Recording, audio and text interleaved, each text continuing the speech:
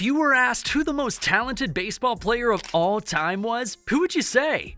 Would you say it's Shohei Ohtani with his two-way superstardom? Would you say it's Barry Bonds and his absolutely insane power-hitting statistics?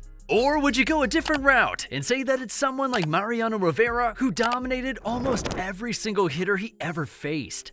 Well, all of those would be very good answers, but when it comes to pure talent on the baseball field, it's hard to argue against the kid, Ken Griffey Jr. If you're a baseball fan, you know all about Junior and his silky sweet swing. He's one of the coolest, most consistent, and most recognizable athletes not only in MLB history, but in North American sports history as a whole. Baseball kids have been wearing their hats backward because of Griffey Jr. for the last 20 plus years, and that will probably continue until we're all long gone. The impact that Junior had on the game is unmatched in this era, and to this day, if you ask a baseball fan who had the prettiest swing of all time, almost every single one of them will say Griffey Jr. The guy was insane, but just how good was he?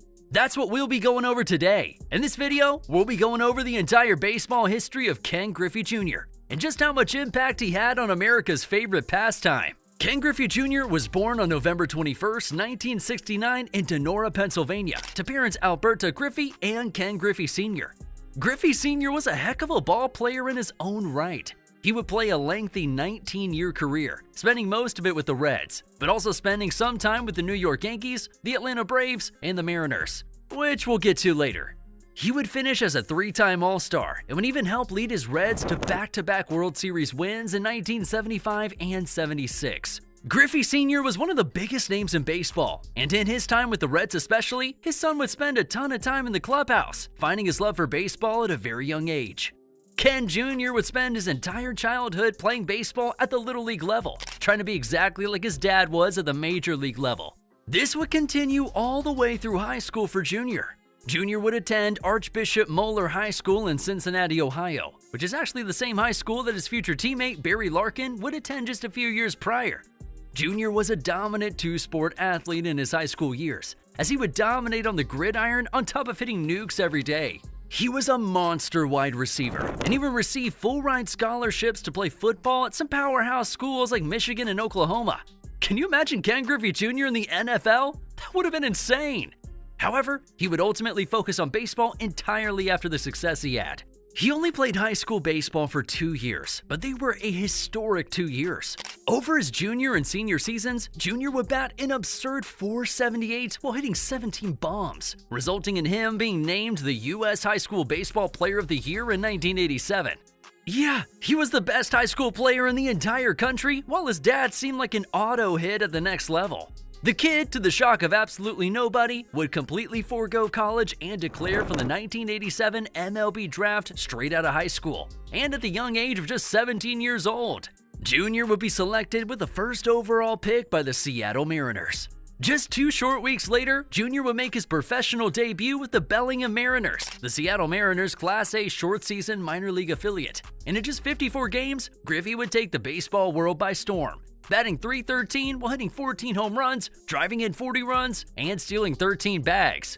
After this stellar season, he would be named the #1 prospect in all of baseball, and his future was brighter than ever. Jr. would start his second season in High A and would play 56 games with the Mariners' High A affiliate, San Bernardino Spirit, where he would absolutely dominate, batting .338 while also recording 11 home runs, 42 RBI, and 32 stolen bases, before inevitably being called up to Double-A. The #1 prospect in the world would finish the 1988 season in Double-A and would never play minor league baseball again.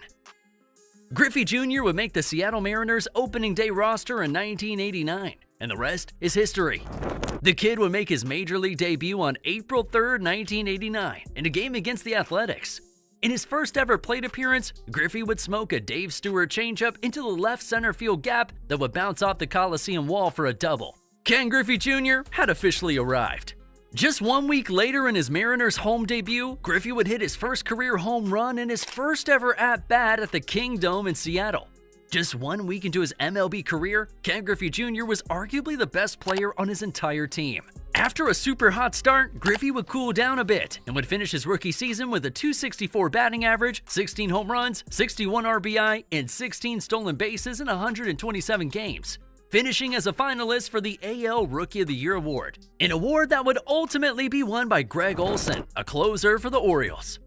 Going into his second season, there were very high hopes for Griffey to take that superstar leap, and of course, that's exactly what he would do. Junior would start off the season hot, but the summertime is when things would get really exciting for Griffey and the Mariners. At the 1990 trade deadline, the Seattle Mariners would make a trade with the Cincinnati Reds to acquire a former All-Star and World Series champion, a former All-Star by the name of Ken Griffey Sr. Yep, that's right. The Mariners would pair up Junior with his pops, making them the first father-son duo to ever play on the same team at the same time. This was a very exciting time in baseball, as this had not only never happened before, but it was also a father-son duo that consisted of two very good baseball players. The two were so good, in fact, that in their first ever game together, with every eye possible tuned in, the Griffeys would hit back-to-back singles in the first inning and would both score. What a moment for the family, and it only went up from there. Just 2 weeks later, the two would hit back-to-back home runs in the first inning off California Angels pitcher Kirk McCaskill. The two would play a total of 51 games together before Sr. would retire from the game of baseball in June of 1991.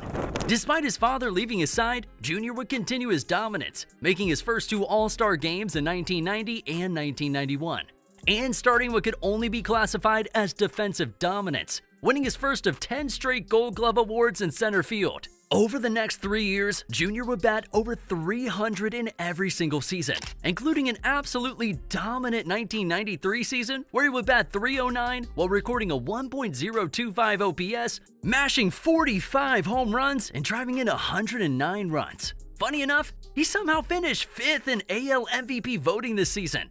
However, he did do something historic in 1993. During the Home Run Derby in Baltimore, Griffey would do something nobody had ever done before. He hit the warehouse past right field. Now, that might not sound like a big deal, but that warehouse is so far that Griffey is still the only person to ever hit it. This was a big deal. The next 3 seasons for the kid were all shorter than usual, including his 1995 season where he only played 72 games, and he still made the All-Star team and won a Gold Glove. What a ball player! 1996 was the best season yet for the kid, but his 1997 season? Wow. In 1997, Ken Griffey Jr. would bat .304, record a 1.028 OPS, slug an American League leading 56 homers, and drive in a Major League leading 147 RBI, giving Griffey his first, and very surprisingly only, American League MVP award. This was an absolutely dominant season for the kid, but it fell short as Seattle's lack of postseason success would continue. Griffey would nearly duplicate his 1997 season a year later, but would fall out of the spotlight due to the steroid era taking over. Guys like Barry Bonds, Sammy Sosa, and Mark McGwire were all the craze in the late 90s, and Griffey's numbers would start to look a lot less impressive despite them being just that. Just a few seasons after his AL MVP winning campaign, Junior would make it known that he wanted out of Seattle and that he wanted to play closer to home. So what did Seattle do? They would deal him to the Cincinnati Reds, the same team his father won 2 rings with, and the city that Junior grew up in. He would even change his famous number 24 to number 30 to honor his father. Griffey would have a monster first season as a Red. His OPS would go down to a .942, which yes is still very high, but is lower than average for the kid. Despite that, he would still mash 40 bombs and drive in 118 runners. This would be the best season he would ever have as a Red. This would also end his streak of 10 straight Gold Glove awards, an award he would never win outside of Seattle. Despite his Cincinnati career being much worse than his time in Seattle, he would still make 3 All-Star games and 9 seasons as a Red, and would surpass the 500 and 600 home run marks in the process, a dream for all hitters. In 2008, Griffey would be dealt to the Chicago White Sox at the deadline, ending his career in his hometown. He would only play half a season in Chicago before signing a deal with, you guessed it, the Mariners in the 2009 offseason. He was far out of his prime by now and was strictly a designated hitter, but it was very sentimental to not only Griffey, but Mariners fans to see him play 2 final seasons with the team before retiring from baseball. He would ultimately retire in 2010 due to him being a liability to the team he was a star with for so long. Griffey would finish his career with 630 home runs, which puts him 7th on the all-time list, right behind Willie Mays. In 2016, he would be elected into the Baseball Hall of Fame, receiving 99.32% of the vote, which is the highest election percentage of all time. breaking Tom Seaver's record of 98.84%, which stood for 24 years. Ken Griffey Jr. is one of the greatest players to ever play the game of baseball, was a cultural icon throughout his 20-plus year career, and built a legacy that will stand alone forever. So, back to the question at hand. How good was Ken Griffey Jr. really? Legendary. That's it. Do you guys think Ken Griffey Jr. is the greatest baseball player of all time? If not, let us know who you think is in the comments. Thanks for watching Baseball Yak. See you in the next one, where we're always swinging for the fences.